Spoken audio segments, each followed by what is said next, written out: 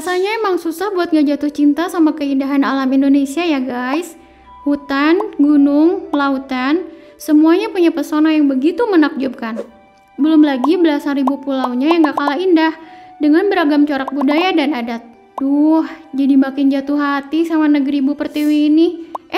Tapi pernah nggak terpikirkan oleh kalian, kenapa sih kok Indonesia bisa punya pulau segitu banyaknya?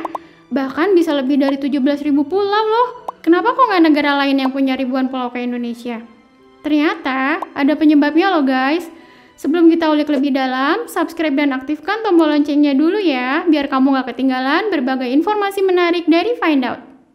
Indonesia sampai detik ini punya sekitar 17.491 pulau, di mana 16.671 pulau diantaranya sudah punya nama baku di PBB.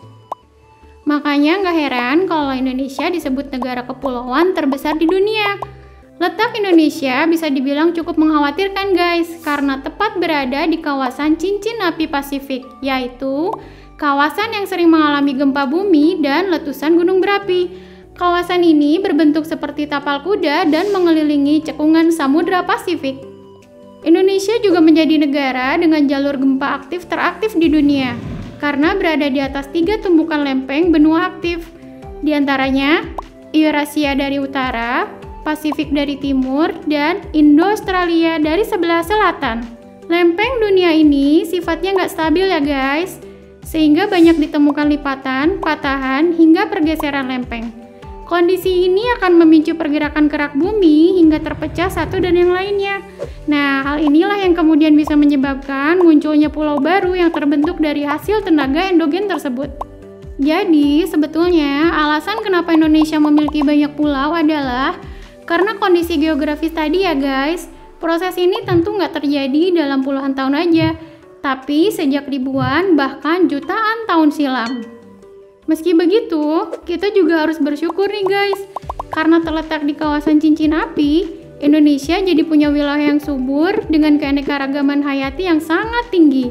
Sayangnya, sumber daya manusia Indonesia belum siap dan belum seutuhnya bisa mengolah semua kekayaan ini dengan bijak. Alhasil, seluruh kekayaan alamnya belum mampu mensejahterakan seluruh rakyat.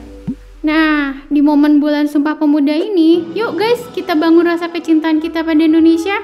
Mulai dengan hal-hal kecil ya, yang kita bisa, dengan tidak mengotori dan merusak lingkungan, menjaga alam tetap bersih, serta memanfaatkan sumber daya alam yang ada dengan bijak dan bertanggung jawab. Yuk, sama-sama jadi pemuda bangsa yang aktif dan produktif. Jangan lupa like, comment, dan share supaya makin banyak yang nonton dan makin banyak yang tahu. Pastinya makin banyak juga yang cinta sama Indonesia.